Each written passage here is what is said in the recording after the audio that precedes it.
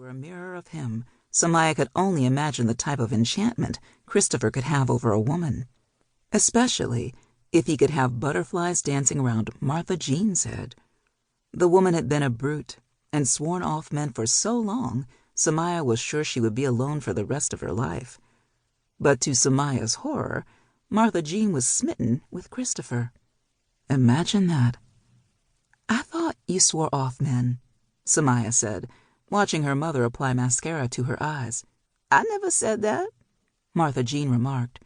Samaya scoffed. "Lies," she said. Martha Jean turned toward her only child. "Did you just call your mother a liar?" "I did. I've been on the receiving end of too many of your rants for you to stand there and blatantly lie in my face." At the scathing look on Martha Jean's face, Samaya crossed her arms and stuck to her guns. "You can't get me to backtrack because of that look. I said what I said." "You're lying. Why do you all of a sudden want a man?" "Well, I am a woman," Martha Jean scolded.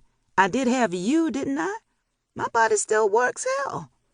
Martha Jean turned back to her mirror and continued to apply the mascara.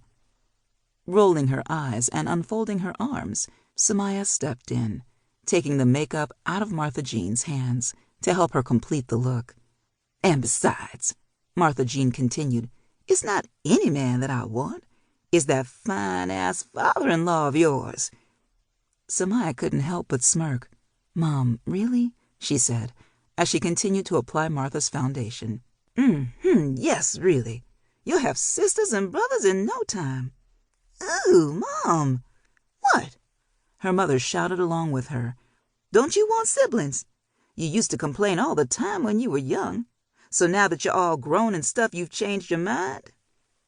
Samaya blew out a huge breath. "Mom, I have sisters and brothers. I have 6 brothers and 7 sisters now.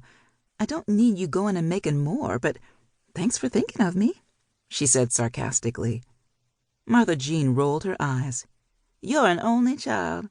I don't know where all these make-believe children are you're speaking of."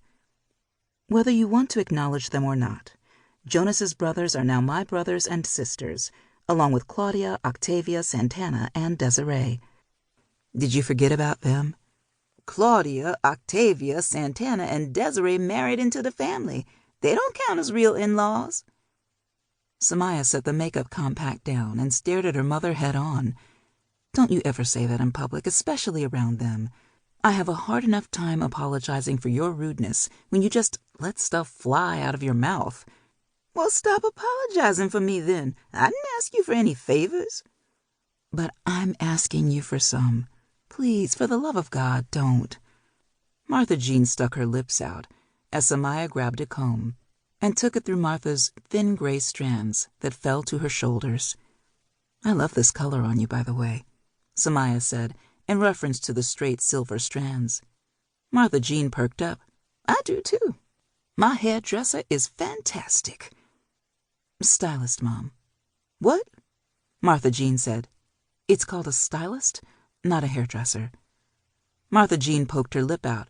"I'm old school, and back in my day, we called them hairdressers, not all this modern age new stuff y'all got going on." Samaya sat the comb down. "Come on, Ma, let's go." It was December 15th, 10 days before Christmas, and Samaya had shown up to take Martha Jean to their tailor so she could be fitted for a custom gown for the Jan's Roses Gala at the end of the week.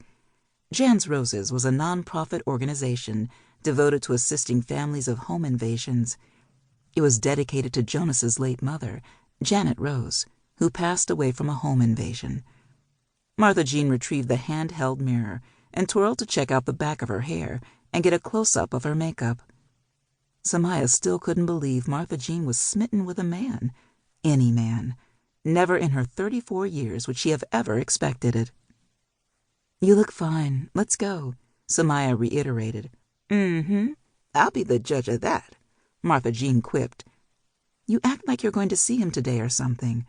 "I plan to FaceTime him as soon as you show me how to work this iPhone." "I wasn't aware you had his number." Martha Jean smiled deviously. "I don't tell you everything." She turned and left the room. "Come on," she said, tossing the words behind.